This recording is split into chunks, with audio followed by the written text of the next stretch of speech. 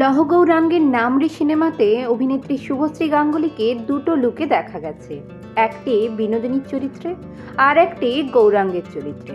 যে দুটো চরিত্রেই অভিনেত্রীকে চেনা দায় হয়ে পড়েছে। শুভশ্রী গাঙ্গুলি তার কাজের একটা ধাপ এগিয়েই চলেছে। একের পর এক তার অভিনয়ের এত প্রমাণ দিয়েছে দর্শকের কাছে, যেখানে বলাই যায় যে অভিনেত্রী শুভশ্রী গাঙ্গুলি আজকের সময় দাঁড়িয়ে একজন বড় অভিনেত্রী। একটা চরিত্রে নিজেকে এত সুন্দরভাবে ফুটিয়ে তুলেছে, যেখানে দর্শকরা বুঝতেই পারছেন না কোনটা আসল আর কোনটা নকল।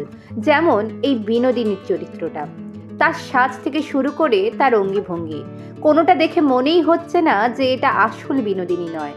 তার মুখ, তার সাজগোজ, তার সমস্ত এক্সপ্রেশন দেখে যেন মনে হচ্ছে সত্যি সত্যি বিনোদিনী আমাদের মধ্যে উপস্থিত হয়েছে।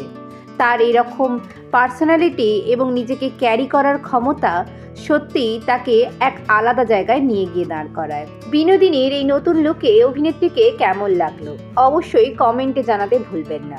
আমরা সবাই অপেক্ষায় আছি লহ গৌরাঙ্গের নাম রে সিনেমাটির জন্য।